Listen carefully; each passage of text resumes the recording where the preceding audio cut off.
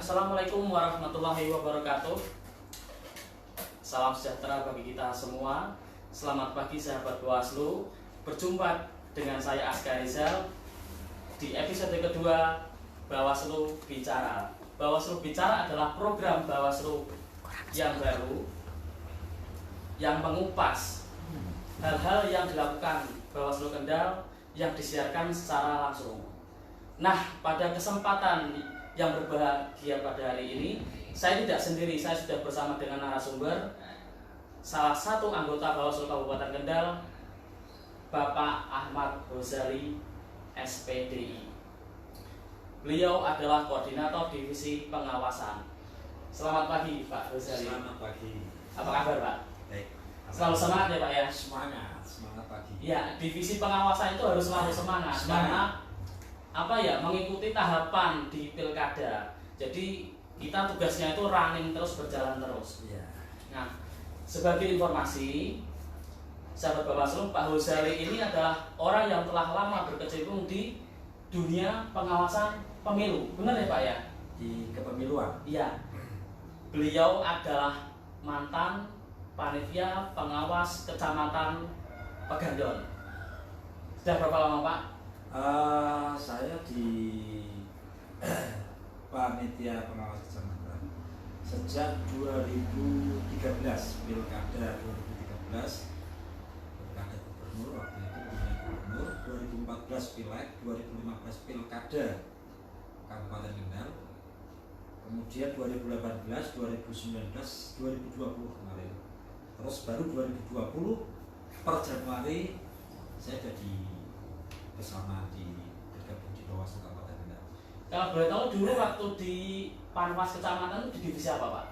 Saya 2 kali pindah divisi. Yang pertama saya di divisi pengawasan di tahun 2013, 2014 dan 2015. Kemudian di 2018, 19 sama 20 divisi penindakan pelanggaran. Jadi sekarang kembali lagi ke divisi pengawasan seperti halnya ketika saya Panwasan tahun 2013, 14 dan 15. Nah, itu kan kalau masa lalu ya. Kalau sekarang kan sudah di Bawaslu Kabupaten, berarti sudah naik kasta istilahnya. Iya. Nah, Pak Ghazali ini dilantik bulan Januari kemarin, tanggal 27 ya, Pak ya? Ya, tanggal 27 di hari Senin 27. Jadi tanggal 28 saya sudah ada di Bawaslu. Bagaimana, Pak, perbedaannya Ya. di Panwascam dengan di Bawaslu Kabupaten? Ya, di Panwasan itu kan sifatnya kita hanya menjalankan keputusan dari pimpinan. Jadi pimpinan yang di kabupaten, kemudian kita menjalankan. Kalau di kabupaten, di Bawaslu Kabupaten kita sudah bagian dari membuat program perencanaan yang harus dilaksanakan di Panwasan. Kalau dulu kita menindaklanjuti apa yang dibuat oleh pimpinan di tingkat kecamatan, sekarang naik yang buat program perencanaan untuk ditindaklanjuti di tingkat kecamatan. Jadi yang dulu itu menjalankan, yang sekarang lembaga usaha kita aja yang membuat itu. Iya. Berarti di lapangannya semuanya sama. Berarti intinya sudah lama ya di pemilihan, Pak ya. Nah, sama. tentu banyak sekali pengalaman-pengalaman Pak Ghazali ini di dunia pengawasan pemilu. Nah, apa ini, Pak? Suka dukanya ini bisa dibagi, Pak, dengan sahabat Bawaslu kita yang menonton live streaming ini. Suka duka sebagai pengawas pemilu. Kalau di pengawas pemilu di tingkat kecamatan itu sifatnya pasif, jadi enak. Iya. Enak, suka dukanya ya banyak sekali. Dengan medan kita harus taruh di lapangan, medan di Pegandon. Maaf, saya dari kecamatan Pegandon. Ada satu desa namanya Desa Wonosari itu. Ada banyak di sana itu medannya juga lumayan unik. Lumayan unik. Jadi ya gimana ya? Enaknya ya kita bisa keluarkan kecamatan. Di kabupaten kita baru, jadi saya nggak tahu, tapi di kecamatan itu suka dan beda sekali. Enaknya ya bersamaannya luar biasa. Bagi yang Panwascam sekarang merasakan keluarga di Bawaslu luar biasa. Kemudian tidak sukanya itu ya medan, ya kita fokus medan, terus bersinggungan langsung dengan orang. Pokoknya ya semua dia itu hal yang biasa di tingkat kecamatan. Ya tentu nano ya Pak. Ya, Yang penting ya. yang penting manis rasanya ya Pak ya. Rasanya. Ya sebagai informasi ini bahwa sahabat Bawaslu, sebagai informasi bahwa Kabupaten Kendal itu salah satu dari 21 kabupaten kota di Provinsi Jawa Tengah yang akan menyelenggarakan pilkada untuk memilih bupati dan wakil bupati pada 23 September nanti. Iya. Benar ya Pak ya? Betul ya. Nah, khusus pagi ini kita akan membahas tentang pengawasan tahapan pembentukan PPK, panitia pemilihan kecamatan. Untuk yang belum familiar itu namanya PPK. Ya. Pada pilkada tahun 2020 ini, di mana yang akan dibentuk oleh KPU Kabupaten Kendal. Nah, di mana tahapan itu sudah dimulai sejak 15 Januari ya Pak ya. Januari pengumuman dan nanti pelantikan tanggal 29 Februari 2020. Nah, Bawaslu kan sebagai pengawas ya Pak ya. Yeah. Nah, langkah apa yang sudah dan akan dilakukan Bawaslu Kabupaten Kendal dalam hal ini divisi pengawasan dalam upaya untuk mengawasi rekrutmen PPK ini? Ya, terima kasih.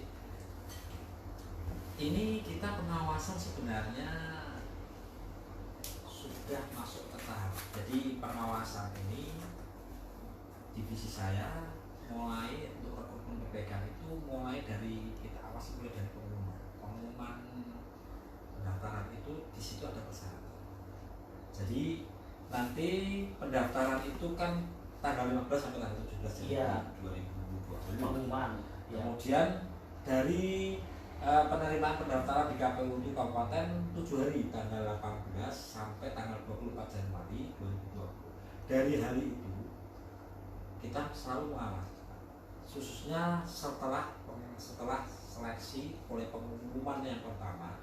Dari pengumuman, jadi dari pendaftaran itu ada 340 pendaftar selama 7 hari itu. Setelah itu ada perpanjangan 3 hari, tidak ada perpanjangan karena itu sudah komplit. Kemudian untuk seleksi administrasi itu tanggalnya 25 sampai tanggal 20. Dari hasil seleksi itu diumumkan yang lolos 333. Kita cek dari 333 itu, kita melakukan pengawasan bersama dengan Panwascam, calon-calon PPK itu yang diduga tidak sesuai dengan persyaratan yang diumumkan di Tempel itu pada tanggal 15 sampai tanggal 17. Kan ada persyaratan. Iya. Di antara yang dari itu kita melakukan pengawasan uji kelayakan dari kita yang nanti akan kalau ada pelanggaran. Itu pengawasan yang pertama dari rekrutmen PPK. Dari pengawasan yang pertama itu kita ada beberapa cara. Yang paling saya spesifikkan adalah untuk penelitian SIPOL, sistem informasi anggota partai politik. Jadi sebagai informasi buat sahabat Bawaslu bahwa SIPOL itu sistem informasi partai politik. Ya. Jadi yang masuk di SIPOL itu Ya. berarti intinya tidak boleh Ya, itu kan jadi anggota PPK ya Pak ya? Iya. Jadi kita ketika pengawasan di situ, tahapan di situ kita menemukan 10 orang. 10 orang dari SIPOL itu pengumuman tanggal berapa itu? Pengumuman itu tanggal 28 29. Kita cek sampai di tingkat kecamatan bersama Panwascam ada 10 orang. 10 orang kita berikan, kita merekomendasikan atau ya merekomendasikan untuk apa ya? Merekomendasikan kepada KPU untuk mengklarifikasi 10 orang itu.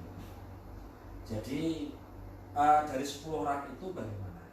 Karena tertera di data SIPOL 10 orang itu terduga sebagai anggota partai politik. Jadi ada dari 10 orang itu kan banyak dan sebagainya. Kemudian setelah kita menemui tanggal 30 Januari kita dapat balasan tanggal 31.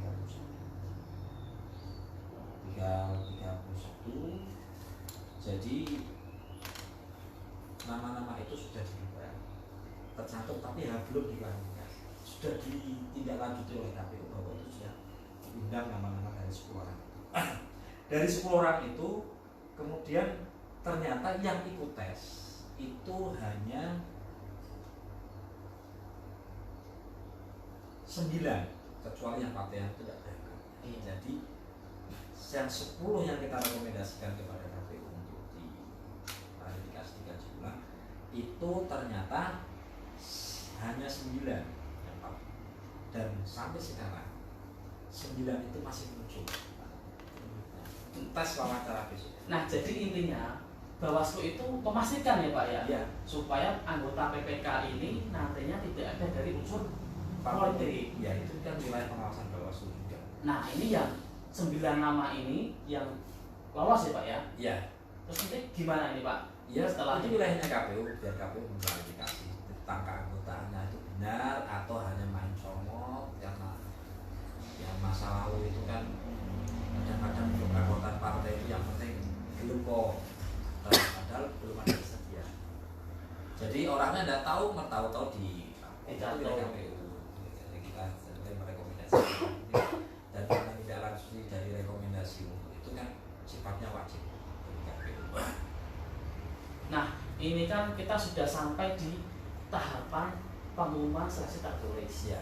Yang sedianya itu kan akan diadakan tes wawancara, yang lolos ini diambil 10 besar ya Pak ya. Nanti 10 ya di tes wawancara itu diambil 5 diambil 5 tiap kecamatan. Nah, ini tes wawancara itu sekitar tanggal berapa Pak? 8 sampai tes wawancara itu mulai tanggal 8 sampai tanggal 10 Februari. jadi hari Sabtu besok sampai hari Senin. Nah, dengan adanya tes wawancara ini, strategi apa ini Pak yang diterapkan Bawaslu untuk terutama di divisi pengawasan ini? Ya itu kan nanti kan kita melakukan pengawasan melalui sistem, ada 2 strategi. Yang pertama dengan pencegahan, kita sudah merekomendasi bahwa ada beberapa nama yang dibuka itu kita rekomendasikan melalui pencegahan dengan surat rekomendasi. Pencegahan ini diharapkan yang berbau politik atau keanggotaan partai politik supaya tidak direkrut sebagai komisioner nantinya di PPK. Kemudian yang lainnya itu dilayani. Itu yang pengawasan yang pertama.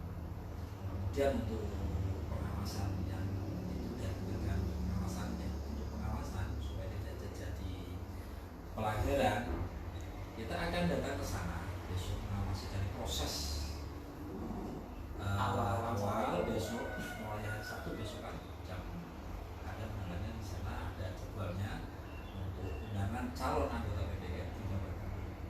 Jadi jam berapa, sistemnya bagaimana kita akan pantau di sana. Kita akan mengawasi di sana prosesnya kayak. Kalau akan bermasalah ya kita akan dengan catatan. Ya, Itu aja. ya, baik sahabat Bawaslu, itulah apa ya dinamika di pengawasan PPK yang Ya. dilakukan divisi pengawasan Bawaslu Kendal ini untuk saat ini. Nah, ini Pak, karena Pak Hussein ini kan baru di Bawaslu Ya. Kabupaten Kendal ya sebagai divisi koordinator divisi pengawasan. Nah, ini untuk garis besarnya Pak, garis besar konsep apa namanya strategi pengawasan yang akan Bapak lakukan itu untuk semuanya itu boleh Pak garis besarnya saja Pak yang Iya. bisa dibagi mungkin ke sahabat Bawaslu. Jadi untuk strategi saya ke depan yang paling utama adalah jadi divisi yang dulunya divisi pengawasan dan hubungan antar lembaga sekarang lewat Bawaslu nomor 1 tahun 2020 hanya divisi pengawasan toh. Kalau Dan dulu juga ada hubelnya. Ubal dan Sekarang Mas hanya pengawasan. Pengawasan itu ada tugas yang paling utama rupanya adalah strateginya 2, 1 pencegahan. Ada istilah pencegahan. Nah kita akan mengedepankan pencegahan. Pencegahan dalam hal ini tidak supaya tidak terjadi pelanggaran yang ada. Sering pencegahan kita akan prioritaskan pencegahan itu. ini supaya jelas ya. Pencegahan itu bentuknya bisa apa? Surat himbauan. Jadi surat himbauan yang seperti yang kemarin kita sudah melakukan pencegahan untuk menindaklanjuti pasal 71 Iya. dari Undang-Undang Nomor 10 Tahun 2016 Pilkada, bahwa kita sudah melayangkan kepada Bupati Kendal. Bupati yang terkait dengan mutasi jabatan. Mutasi jabatan itu di pasal 71 nanti diterangkan di SE surat edaran Kementerian Dalam Negeri Romawi 3 nomor 3 di pasal Romawi 3 huruf A dan B itu sudah dijelaskan di sana bahwa ada yang lebih spesifik daripada nomor 10 dari Undang-Undang nomor 10 tahun 2016 pasal 71 itu diterangkan di sini bahwa ini kemarin juga sebagai acuan yang pertama untuk pencegahan kami selaku divisi pengawasan yaitu kita melayangkan surat himbauan kepada Bupati dan Sekda. Di situ tertera bahwa penggantian pejabat sebagaimana dimaksud pada pasal 71 itu diterangkan satu di huruf A pejabat struktur meliputi pejabat pimpinan tinggi media, pejabat pimpinan tinggi pratama dan pejabat administrator dan pejabat pengawas itu jelas. Itu sama dengan yang di pasal 71 Undang-Undang tahun nomor 10 tahun 2015. Yang lebih spesifik lagi di sini ada penambahan di SE 273 SE 273 487 dari 400 SJ itu pejabat fungsional juga termasuk. Di sini pejabat fungsional yang diberi tugas tambahan memimpin satuan unit kerja yang dulu tidak terang. Sekarang di surat SE ini jelas satuan unit kerja meliputi kepala sekolah dan kepala puskesmas yang dulu bukan bagian. Di situ kan 6 bulan jabatan itu sebelum. Jadi intinya kepala daerah dalam hal ini bupati ini tidak boleh melakukan mutasi 6 bulan sebelum penetapan. Ya. Nah, misalnya apa ya, kita sudah melakukan pencegahan nih Pak. Ya. Kemudian terjadi pelanggaran. Ya. Nah itu sanksinya itu apa Pak? Bisa didiskualifikasi. Sebagai kalau dia sebagai calon, ya bisa didiskualifikasi. Berarti yang bupati itu nanti kalau maju menang, dia bisa diskualifikasi. Tetap dides dia bukan melakukan itu, melakukan mutasi itu kan pelanggaran. Gitu ya, pelanggaran. Nah baik, berarti kita itu kalau di Kendal Pak ya sudah ada himbauan itu ya tidak boleh mutasi. Dan jadi kalau sepanjang pengetahuan kita, apakah sampai hari ini tidak ada itu pelanggaran yang dilakukan? Berarti sudah bupati itu sudah tidak melakukan mutasi sampai sesuai dengan himbauan Bawaslu. Kita belum tahu ya ke depannya. Tapi saat ini kita mencegah untuk 171 itu ya jelas supaya tidak mutasi jabatan karena yang dikatakan tadi atau pelanggaran. Jadi itu sampai detik ini belum ada mutasi, berarti belum ada pelanggaran. Berarti hanya kita harus himbauan dan surat pencegahan. Surat himbauan ini sukses ya berarti pengawasan sejauh ini memang sukses berarti ya Pak, bisa dikatakan sukses. Nah ini harapan Pak Hussein ini sebagai koordif pengawasan yang baru di Bawaslu. Harapan kami untuk sahabat Bawaslu di kecamatan atau nanti di BPD dan di BPS, harapannya adalah kita selalu bersifat profesional dan integritas kita jaga untuk kedepannya. Supaya apa? Kalau kita sudah sebagai pengawas, kita harus mengedepankan dua hal itu, tentang integritas dan profesionalisme. Dan sistem kekeluargaan yang terbentuk dalam sebuah manajemen dalam instansi, maksudnya dalam nanti di Panwascam, tolong sistem kekeluargaannya yang dikedepankan. Dan manajemen kolektif kolegial itu harus diterapkan supaya saling mengisi. Nanti di tingkatan PPD atau besok PPL itu bisa tersinkronisasi dengan itu. Kemudian untuk yang mengikuti, pemirsa yang mengikuti ini sahabat Bawaslu yang bukan atau yang belum menjadi struktural di dalam Panwascam atau nantinya di BPD untuk menjadi pengawas partisipatif. Pengawas partisipatif itu pengawas yang ikut cawe-cawe. Iya. Ya Jawa ini ikut cawe-cawe untuk melu-melu nek ono apa-apa bisa laporan membantu. Pengawas itu tingkatannya di desa sampai tingkat desa di PTPS. PTPS ya. Jadi satu desa satu pengawas, satu TPS, satu pengawas. Ya. Jadi selain struktur itu nanti ada harapan kami untuk tokoh masyarakat untuk bisa menjadi pengawas partisipatif untuk bisa membantu kinerja Bawaslu menjadi lebih baik. Baik, closing statement Pak.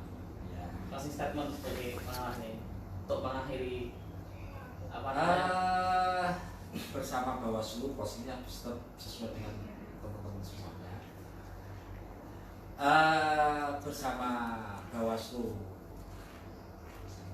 sudah. Statementnya itu nanti teman-teman. Statementnya harapan saya sebagai orang baru di sini nanti di tingkatan Bawaslu selalu bekerja sama dengan baik. Ya, teman-teman Panwascam berkoordinasi dengan baik. Khususnya untuk Peganon juga saya. Peganon.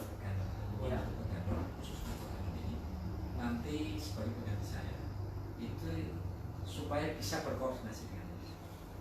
Sudah. Ya belum tahu itu nanti urusan SDM. Belum berarti ya. Tapi khusus untuk himbauan untuk Peganon harapannya pengganti saya itu bisa berkoordinasi dengan yang lain. Itu aja. Sudah, itu saja cukup Pak ya. Ada closing yang terlalu panjang. Baik sahabat Bawaslu, itulah tadi perbincangan saya dengan Bapak Muzali selaku koordinator divisi pengawasan Bawaslu Kabupaten Kendal. Nah, nantikan episode selanjutnya Bawaslu Bicara dengan mengupas tema-tema yang lain. Saya Askari Salmo undur diri. Bersama rakyat awasi pemilu, bersama Bawaslu tegakkan keadilan pemilu. Sampai jumpa.